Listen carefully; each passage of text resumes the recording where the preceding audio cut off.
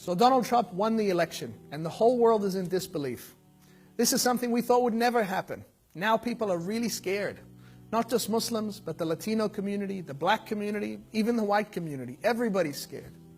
How can someone so underqualified and so openly racist and misogynistic and xenophobic, someone who we all thought represented a small minority, now get the keys to the White House and become the most powerful man in the world? It's shocking, right? Actually, no. There's something deeper in this. So before you freak out wanting to change your Muslim name, to get rid of your hijab, or to shave your beard, or remove your Muslim identity, just hear me out. You see, as Muslims, we believe that everything happens through the will of God. And the same way that Allah gives power, He can also take it away. So it shouldn't really matter to us who wins this election. Allah is always in control. It's also important to know that in whatever Allah allows to happen, there is a wisdom. There isn't a coincidence. So this happened for a reason. And I don't know about you, but I feel like there was a major warning sign in this for us to make a change in our lives. To stop being complacent and to start being forces of good in the world. I came across a quote online that summed it up perfectly.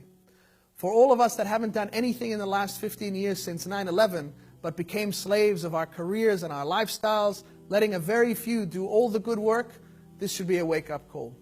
Get involved in any capacity. Fill your weekends with non-profit work, not parties. Fill your afternoons with volunteering, not fancy lunches. And spend your money on causes, not things. Support those around you who actually do the work, because our lives are passing us by.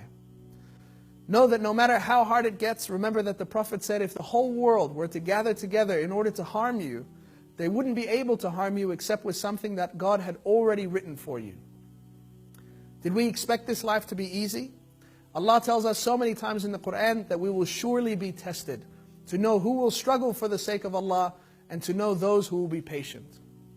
We must also know that through these tests and through these dark times, the most miraculous things can happen. Only if we trust Allah and we keep working. In our history, we've seen some of our predecessors face the toughest circumstances, when it seemed that all hope was lost. Think about the time Prophet Abraham was thrown into the fire for preaching about Islam. It wasn't until he landed in it that he understood Allah's plan and that Allah saved him.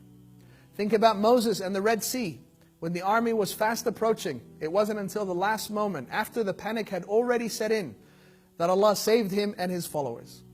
And think about the Prophet Muhammad, peace be upon him, with Abu Bakr on the migration, hiding in the cave, when Abu Bakr said, if the Quraysh only look down into this cave, they will see us. And the Prophet replied and said, don't be sad.